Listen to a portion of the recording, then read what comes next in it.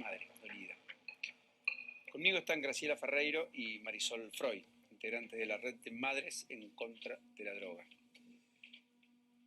Por una ley específica en adicciones, reza el pañuelo que tienen naranja con ustedes. ¿Cómo les va? ¿Qué dicen?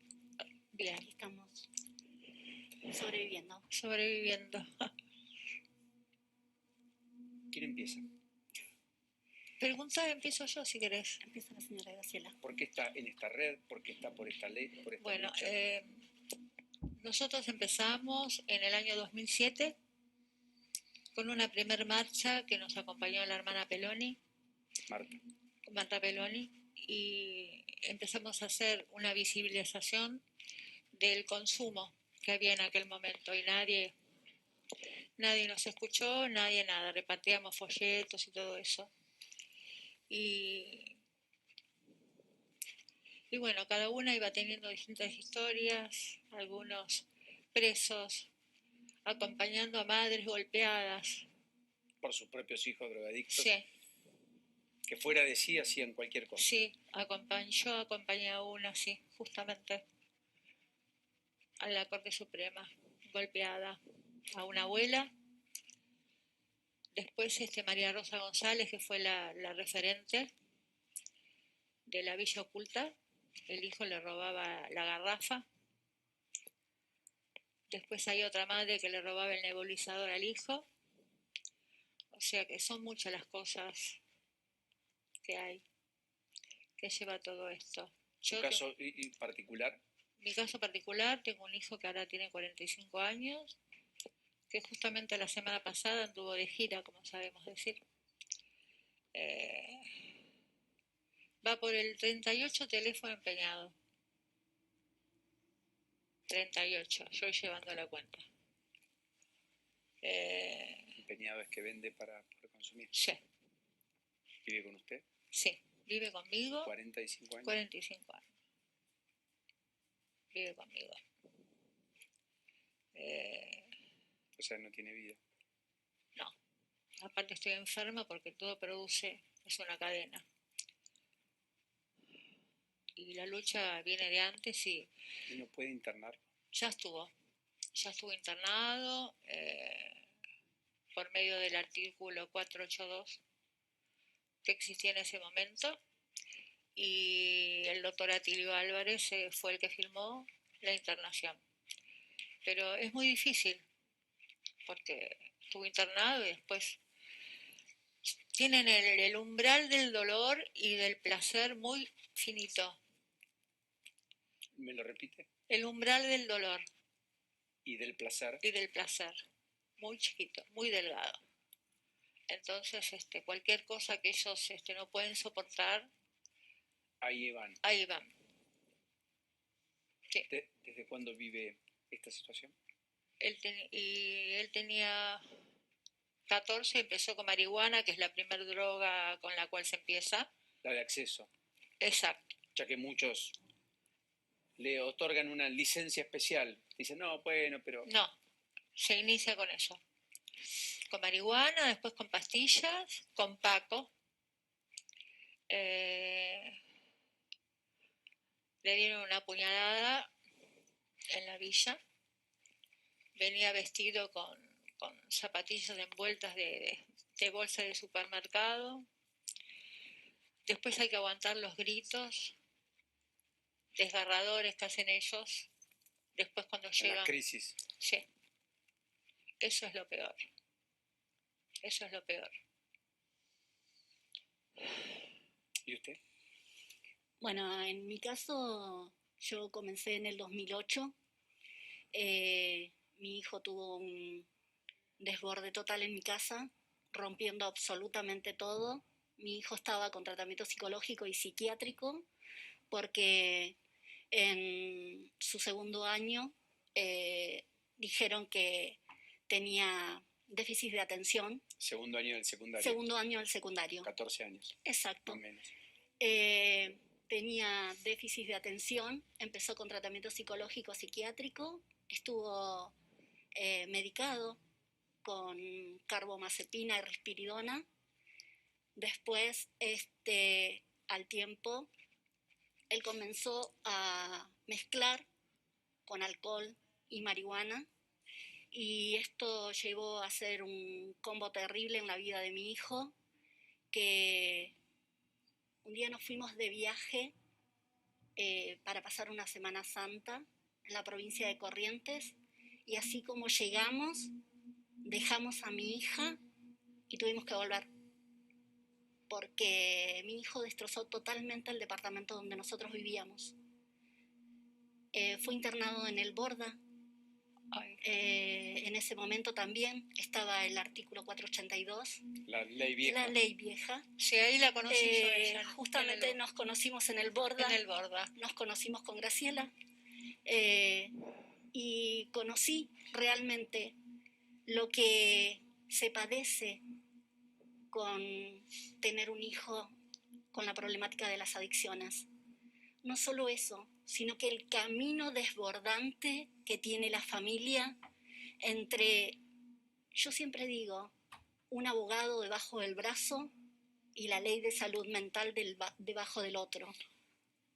Mañana hacen una movilización, sí, para pedir por la transformación de la ley de salud sí, mental. El artículo 4, justamente. ¿La están planteando a qué hora? ¿A las 4:30 de la A tarde? las 12 del A mediodía. las 12 del mediodía. Entonces podemos ver la imagen. Sí, yo le mandé a... Sería revelador para que aquellos que quieran acompañen. ¿Qué es exactamente lo que hay que cambiar? Porque hoy hubo varias voces que salieron a defender la ley de salud mental o a sostener que en realidad no es un problema de la ley, sino de quien ejecuta las decisiones fruto de esa ley, etcétera, etcétera. Lo que pasa es que la ley 26 fue hecha por abogados. Está bien, la tienen que redactar abogados, justamente. Pero no incluyeron a psiquiatras como el doctor Calina, otros psiquiatras, el doctor Sharia, no hubo psicólogos, no hubo madres. No hubo familia. No hubo familia. Entonces se basaron en que había mucha gente internada en neuropsiquiátricos. Entonces por eso se hizo esa ley. Esa ley es para Suecia, no es para acá.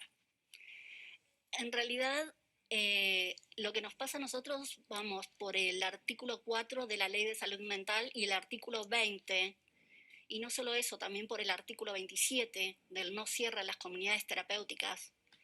Hay muchos especialistas en esto hablando, y desde mi lugar, no solo como familiar, sino que en la formación y en la capacitación, porque oriento a familia, también me preparé para poder ayudar, y no solo ayudar desde mi experiencia, desde lo que paso.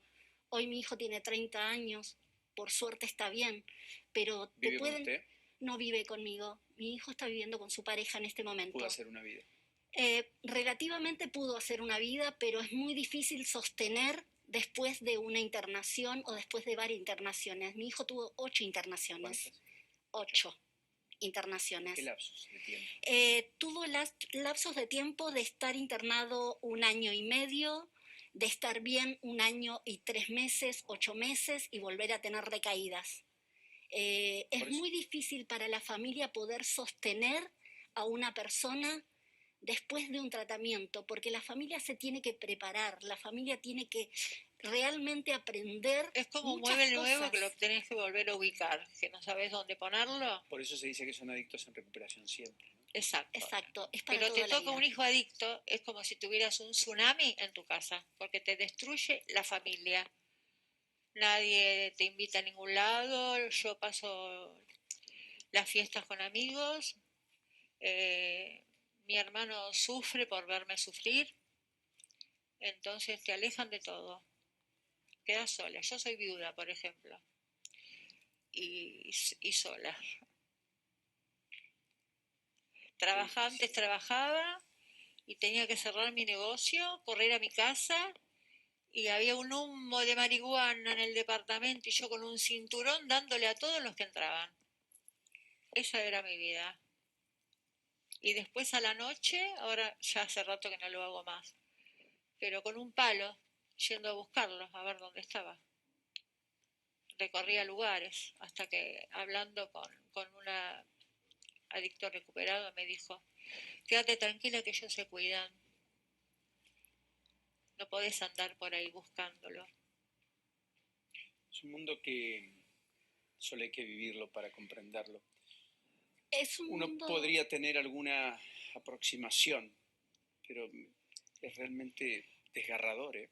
es muy desgarrador no solo para las familias que tenemos las posibilidades, porque Sí, hay claro. familias que tienen las posibilidades, pero no solo se está pasando y se está naturalizando muchas veces el consumo y muchas veces vienen de la mano de especialistas naturalizar el consumo y eso es lamentable. Lamentable que vos veas en el Senado de la Nación que te dicen una cosa y que voten otra. Es lamentable ¿Usted cree que en que la Argentina vamos temprano que tarde a despenalizar el consumo de marihuana? Sí, sí, justamente yo le tengo que agradecer al diputado Amadeo, porque una vez apareció en una conferencia de prensa Aníbal Fernández y hablando de la despenalización. Entonces el diputado le pregunta, ¿usted invitó a las madres del Papa para hablar? Y él dijo que sí, sabéis, nos levantamos furiosas. Me acuerdo que estaba de periodistas Federico Sever. Colega. Sí. Y bueno, y yo fui la primera madre de clase media en salir en los medios para visibilizar. Porque cree que hay un alto nivel de estigmatización. Claro, porque en aquel momento se creía que consumían los de la Villa Miseria. Claro, correcto. Entonces, yo fui la primera madre de clase media y tengo que agradecer en aquel momento era diputado Eugenio Bursaco, que fue el primero que nos llamó, y Oroquieta, que actualmente es el ministro de Seguridad de Mar del Plata. No saben lo que les agradezco porque son los testimonios los que dan cuenta y fe de una problemática que de otro modo cuesta visibilizar. Yo siempre digo, estos llamados de alerta que Chano nos impone por lo que implica, por lo que es, no me gustaría que pase como una discusión banal sobre estos temas para un punto más, menos de rating, me frega. Detesto eso. Más, para un punto más, menos de rating, me frega. Detesto eso. De verdad se los digo. Me gusta la profundidad de lo que podamos hurgar para que tengamos menos chanos, pero por sobre todas las cosas para llegar a tiempo. Porque Chano es visible, sus hijos son, hasta que ustedes lo exponen, invisibles por completo. Y está ¿Por qué lleno. no votan? porque nuestros hijos no votan. No en votan. realidad en realidad hoy yo lo hablaba y siempre lo pongo en la mesa. Nuestros hijos no son visibles para ningún político porque nuestros hijos no votan. Ningún pibe adicto está votando y a ningún político le interesa tomar la posta realmente de la situación que se está viviendo, no solo en la capital federal, en la provincia de Buenos Aires y en las provincias del territorio nacional. Hablan con las mamás del Paco en Tucumán, que a mí Sí. me conmueven, que con su pañuelo van los días jueves y Bueno, hacen yo las era una rondas. integrante de las madres de pañuelo negro en aquel momento. Hoy estuve en contacto con las madres del pañuelo verde de las provincias y lamentablemente tenemos otra pandemia que no se vio, otra pandemia en la cual el Estado está ausente, la asistencia está ausente, y no solo eso, sino que no podemos esperar que nuestros hijos, perdón, digo nuestros hijos porque para nosotras las Sí. madres son nuestros hijos, los chicos, Chano también para nosotros, Sí. un Chano es nuestro hijo. Nosotros veíamos la situación de Diego, que todos hablaban del ídolo, no hablaban de la enfermedad. La adicción es una enfermedad y no solo está enfermo la persona, está enferma toda la familia, está enferma. Entonces, cuando hablan libremente, hablan, ¿y por qué la madre no hizo algo? ¿Y por qué la familia esto? Y acusan. Y esto de la estigmatización, como se habla, no solo está estigmatizado el adicto, está estigmatizada la familia, socialmente está estigmatizada. Sí, y déjenme preguntarle lo último. ¿Hay lugares para internarlos suficientes? ¿O solo aquel que tiene recursos llega a un lugar apropiado para recuperar o hacer el intento o posibilitarle una mejor calidad de vida?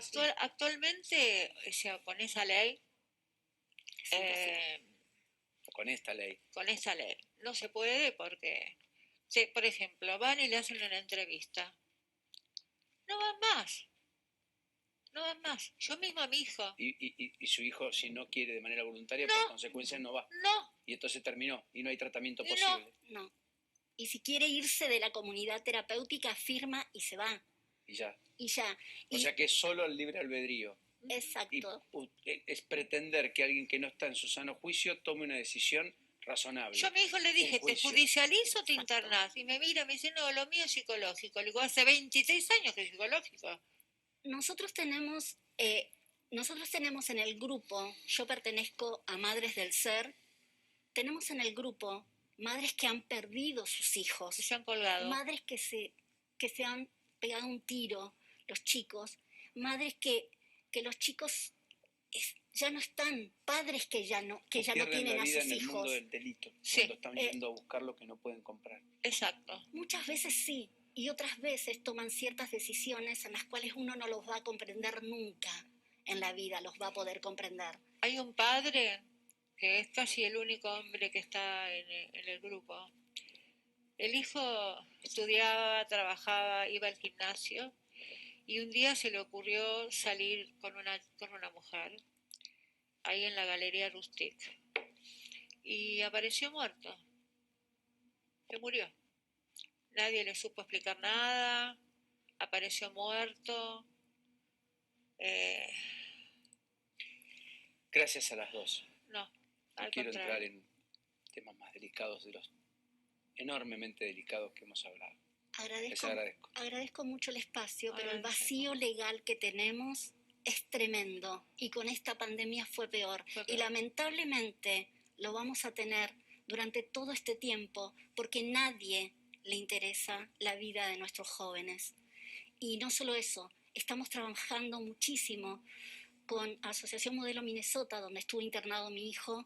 Estamos trabajando mucho con los merenderos y los comedores en prevención primaria y detección temprana, no solo en niños, sino en niñas de 14, mujeres que no tienen lugar donde internarse y todos siempre prometen abrir lugares. No existen lugares, Se cerraron. no hay lugares. Y lo que estamos pidiendo, no solo por una ley específica de adicciones, estamos también pidiendo el no cierre a las comunidades terapéuticas y estamos pidiendo la ley específica de adicciones, porque si nos pueden decir los especialistas que el espíritu de la ley es muy bueno, para mí, en lo personal, que se queden con el espíritu de la ley, pero los chicos están sufriendo y los niños también. Gracias. Lamento mucho. Todo. Gracias. Muchas gracias. Pausa. Ya venimos.